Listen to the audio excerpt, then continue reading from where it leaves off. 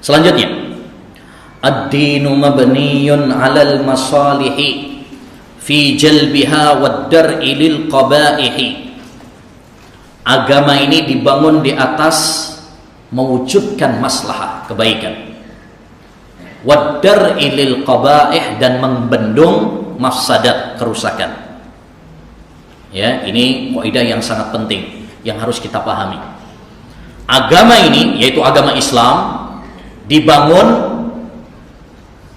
untuk dua hal. Pertama, mewujudkan kemaslahatan. Yang kedua adalah menghilangkan madarat, mafsadat, kerusakan.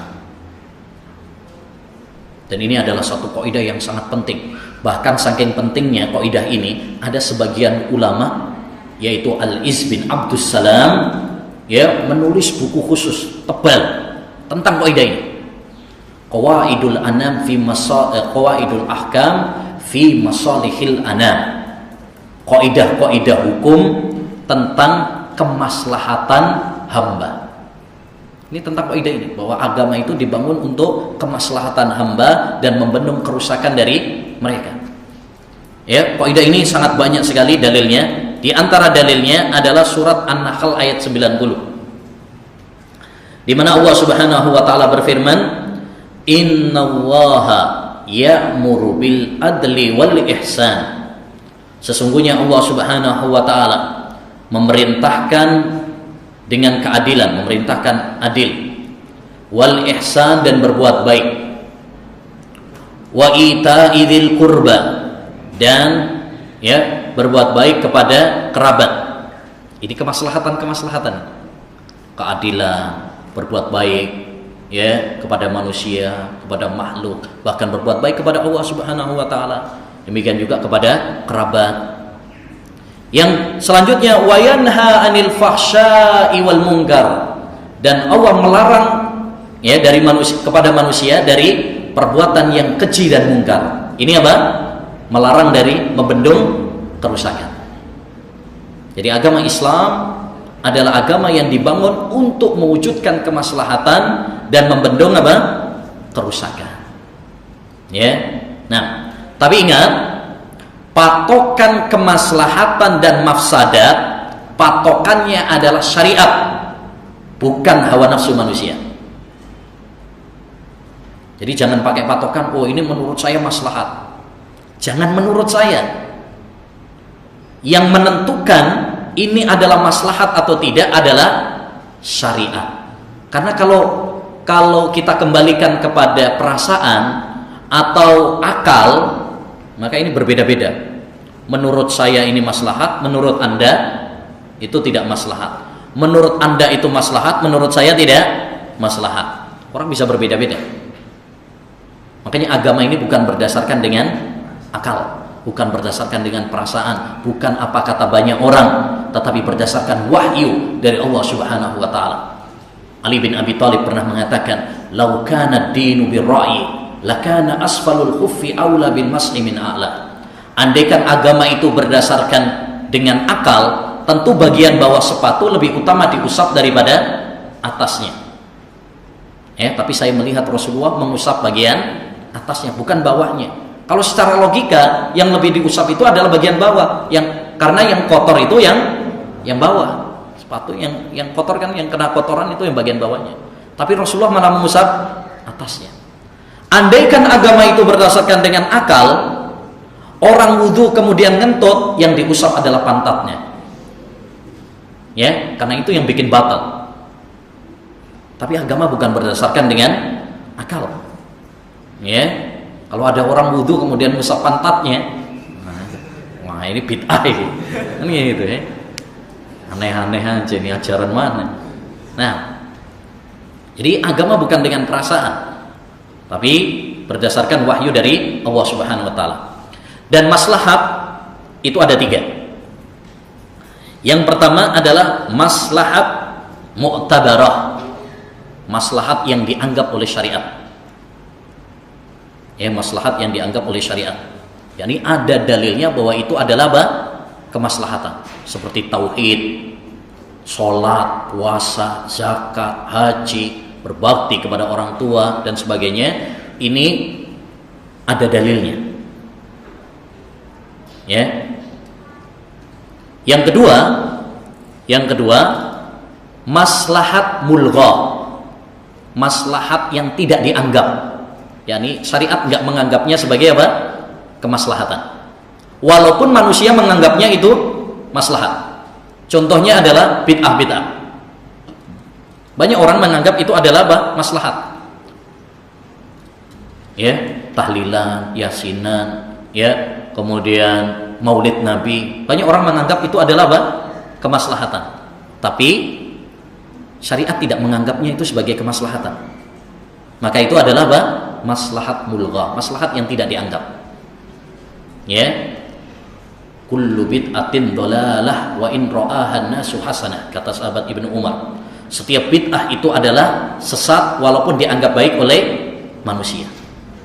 Manusia itu tidak dianggap, penilaian manusia tidak dianggap. Yang menilai bahwa itu maslahat atau tidak adalah syariat. Yang ketiga, maslahat mursalah. Maslahat mursalah itu adalah maslahat yang lepas. Artinya tidak ada dalilnya secara khusus bahwa itu adalah dianjurkan dalam agama, tapi juga tidak ada larangannya.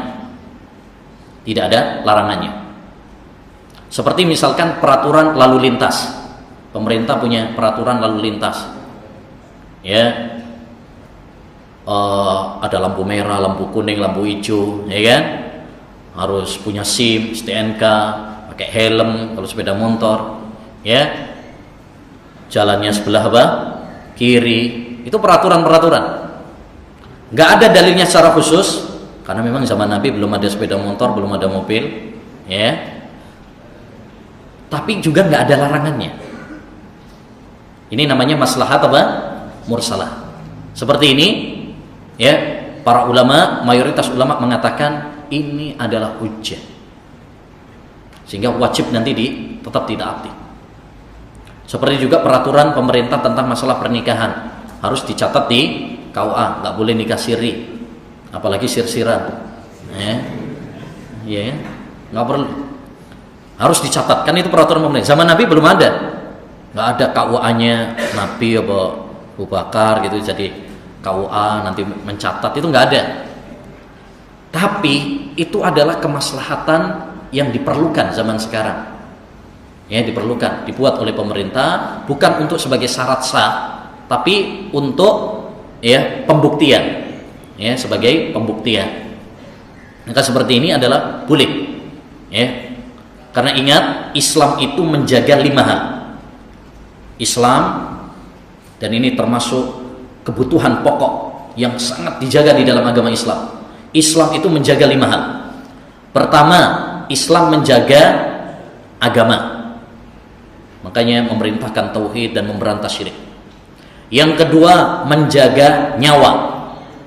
Makanya Islam melarang pembunuhan, melarang bunuh diri, dan memberikan hukuman bagi para pembunuh dengan hukuman yang sangat keras, yaitu hukuman kisos.